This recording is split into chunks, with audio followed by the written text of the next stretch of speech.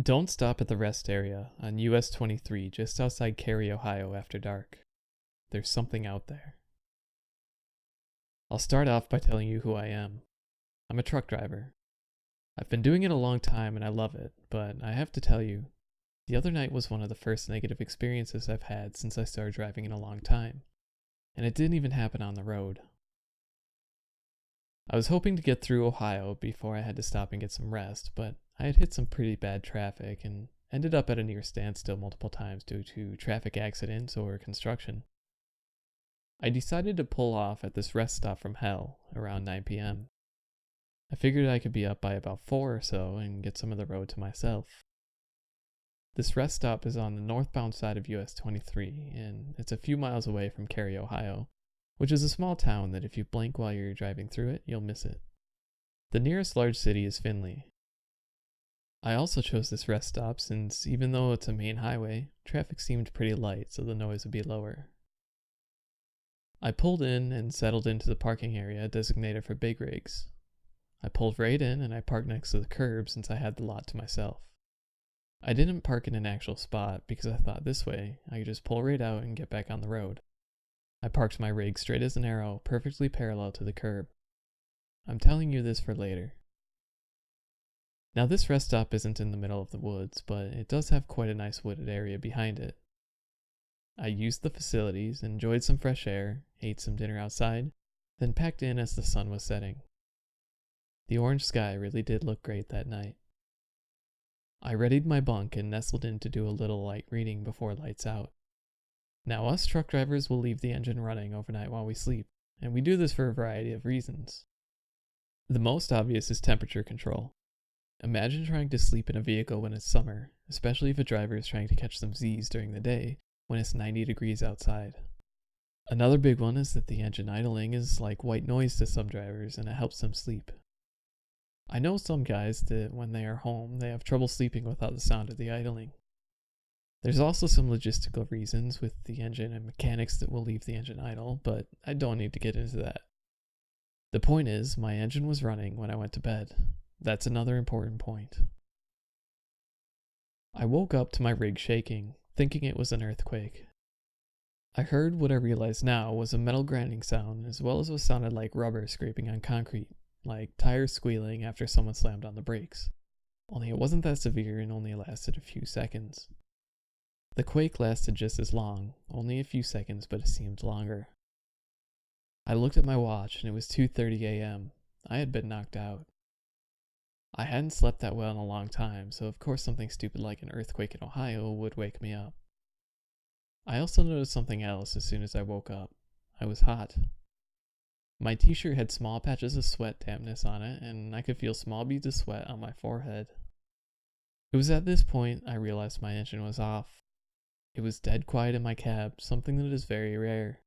This is rare because not only is the engine on 99% of the time, but there wasn't even any other traffic driving by out on the highway. I moved to the front of the cabin and looked out my passenger window. I had the whole place to myself. Usually that would be nice, but in just a few short minutes I would have longed for someone else to be there with me. I stepped outside to make sure everything was okay with my truck after the earthquake. There was a light breeze that felt nice. There were street lamps in the lot that provided the light, but not much. I looked around my rig and everything seemed okay. I thought for a second maybe the shaking from the quake stalled the engine somehow, but then I realized with the way I was sweating, it must have shut off some time before that quake had just now occurred. I kind of put it out of my mind, figuring whatever happened I'll just restart her, get some more sleep, then head out. If it shuts off again, maybe I can get her looked at in Findlay if I have to. I did a little stretch outside my passenger door, getting ready to head back in when I noticed something that legit made me say, "What the hell?" My trailer was cockeyed. I walked back to investigate. The son of a bitch was cockeyed. I estimated maybe as little as 10 degrees, but it was crooked. Remember when I told you I parked straight as can be? I looked at it and I found the source of not only the quake, but the sounds as well. There were fresh tire marks on the concrete where the trailer had been initially parked. The best I can describe it is my trailer somehow slid a couple of feet to the right. The screeching tire noise were the tires on my trailer moving sideways, and the grinding metal was the movement from where the trailer is connected to my rig. I realized at this point what I'm deducing in my head, that something pushed the back end of my trailer a few feet to the right. How on God's green earth could that happen?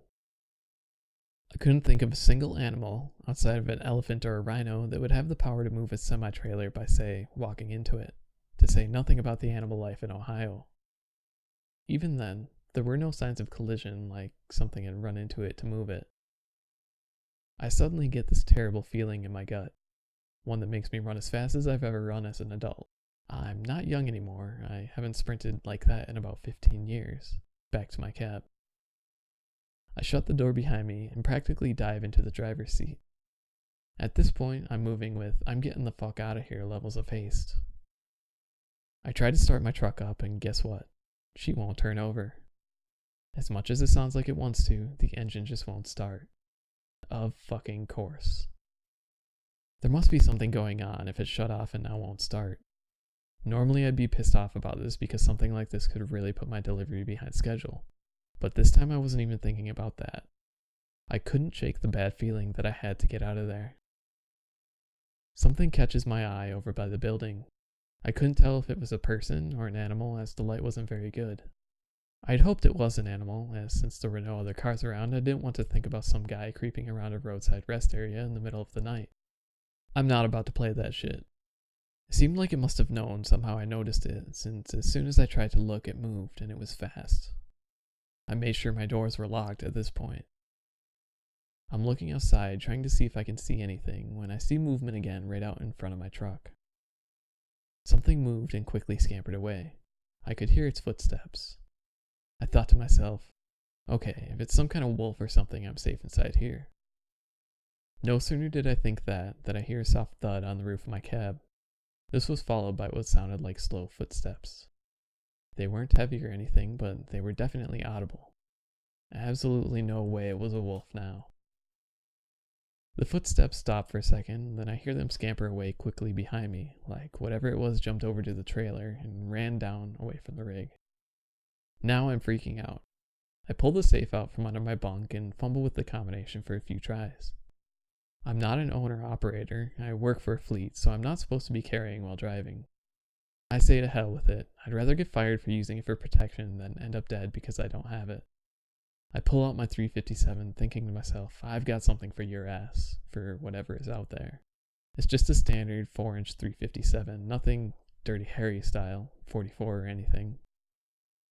No sooner do I get it out that I hear something even worse than footsteps. I hear the outside latch on my door get pulled, like something was outside trying to open the door. Thank fucking God I locked the damn doors. Whoever or whatever is trying to get in tries again. About 3 seconds later, they attempt to open the passenger door. Fuck off, I yell. Everything is quiet for a second. I muster up the balls to look outside and realize there's multiple things out there. I see at least 2 quick movements. I got the best look I was going to get at one of them. It was all white like alabaster, and it stood upright like it was humanoid. It was gone in a quick white blur. I whip my phone out, not sure who I should call. I call my supervisor, knowing full fucking well he isn't going to pick up at this time of night. I leave him a frantic voicemail saying I'm stranded and someone's fucking with me. I'm sure it made no sense. Next, I call my wrecker hotline, thinking we can repair the damage and I can get out of here. She tells me she's paged the technician on call and she will call back when he's on the line. Fat chance he'll call back in about 5 hours. Fuck. I'm sitting there kneeling between my cab and sleeper berth, wondering what the hell I should do when I hear another sound. It's like a light thudding almost. It took me a while to try and figure out how I should explain it, but if you take your first 2 fingers, index and middle, and tap them on a table alternately, that's what it sounded like. It was occurring at different intervals, sometimes slow, intermittent taps, sometimes rapid taps. It came from different areas outside my truck. I thought to myself it was almost like whatever was outside my truck, it was their way of communicating. I tried my truck again. It almost turned over. I thought I was home free, but it didn't. I'm sitting in the driver's seat, cursing as I try it again, even hitting the hell out of the steering wheel like that's some kind of magic cure-all. I hear a thud from behind my truck, and it suddenly violently lurches forward. It only moved about 3 feet or so before I slammed the brakes. I still have my brakes depressed when slowly, almost gently, the truck starts forward again. Since my wheels are locked by the brakes, I can hear the tires again screeching. We move a solid 2 feet before it stops. I dive back into my sleeper berth and lay low. After a few minutes, I heard footsteps again on the roof, followed by some kind of scream. It was like scratchy and low-pitched, almost like a harsh cough, but lasted way too long to be one. I figured whatever it was angry. A few seconds later, I saw it peek into the cab from on the roof. It was bald, and it looked like it could have been a human-shaped head, but there's no way it was. It was only a second, and it was gone, but I did notice its distinct lack of nose. I heard footsteps move away again quickly towards the rear. I know for a fact there was more than one of these things because at the same time the footsteps were fading, I once again heard an attempt to open my driver's side door. After more tapping, or communicating, everything went quiet. I looked at my phone and saw it was 3:10. It had been 40 minutes and it felt like 40 hours. I sat there clutching my gun, hunkered down near my bunk for another 45 minutes, listening, waiting to hear something else. It was quiet. I was afraid to try my truck again. If they really had gone, they might come back. It was going at 4:15 now, and cars were slowly starting to drive by out on the highway more frequently. I wished I could somehow signal other vehicles to warn them, don't stop here for the love of Christ, but there was no way I was getting out of the truck. I waited a little bit longer, and once I saw the sun starting to peek over the horizon, I figured it was time. I tried to start my truck again, and it was the same thing. Almost. I tried one last time, and it kicked over. I've never felt so much relief in my life. Generally, it's a good idea to let it idle for a little bit before hitting the road, but not today. Fuck no, I'm out of here, so I drive off. I call my boss on the road and leave another voicemail saying I'm okay and got it started, and I'm heading to Findlay to get her looked at. The technician on call also finally calls me back. I tell him what was up, and he tells me to head to a service shop in Findlay. He'll set it up. If you're wondering, they aren't sure what stalled it, but the rig I was driving had a faulty ignition system, hence why it was having trouble. I've driven US-23 many times, and that was the first time I'd ever stopped at that rest area, and you can bet your ass I'm not stopping there again, even during the day. After I was out of there and was waiting for my truck repair, I got to thinking a couple things. Whatever those things were, they seemed intelligent.